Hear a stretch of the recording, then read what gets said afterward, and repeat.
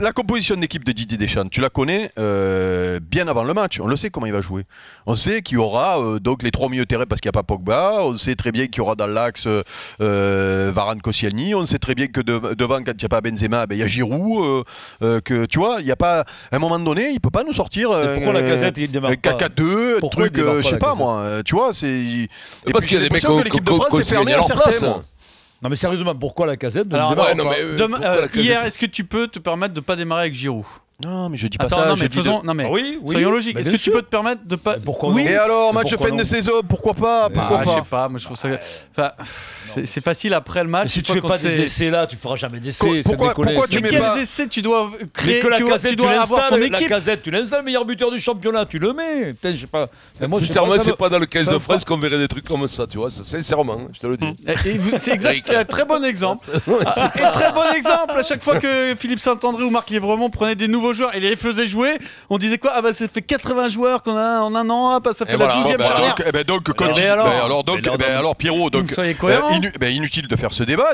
Est-ce que toi tu peux te permettre hier de pas mettre Giroud titulaire? Imagine, alors le mec, pour une fois qu'il n'y a pas Benzema, non bah toi tu vas pas être titulaire. Tu n'as pas compris ce que tu dois le faire exprès. Je t'ai dit comme il n'y a pas Benzema. Pourquoi tu ne t'attends pas une 4-4-2? Pourquoi tu ne t'attends pas une 4-4-2? Pourquoi? Alors parce qu'on a décrété, alors je ne comprends pas pourquoi que Benzema et Giroud ne pouvaient pas jouer ensemble, mais là tu as la Casette qui est meilleur buteur du championnat, qui est en pleine bourre, il n'y a pas Benzema, c'est l'occasion de... tente un 4-4-2, tu mets des mecs dans le couloir, tu tentes un truc, je sais pas, alors après oui, c'est facile de le dire après quand tu as perdu, mais il n'empêche que sinon on va à la Coupe du Monde avec la même tactique et les mêmes joueurs qu'à la Coupe du Monde, et puis voilà, et puis on croise les doigts pour que ça se passe bien. Mais Eric, c'est quand même mieux, plus judicieux de faire jouer ces joueurs-là devant une grosse équipe que devant une petite équipe.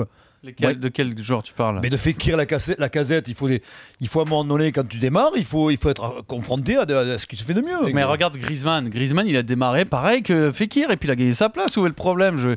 Sauf que Fekir, le dernier match, si t'es bon, tu t'imposes le point barre, c'est tout. Ils sont bons. Parce qu'on a l'impression que c'est un sport compliqué. Mais là, Pierrot, donc si parce que et alors donc là, vous êtes en train de m'expliquer que Jallet donc est moins bon que Sagna, donc c'est bien ça peut-être donc. Et donc tu vas le mettre contre c'est contre qui qu'on joue l'Albanie. Voilà, donc après l'Albanie, donc là il va y avoir des changements.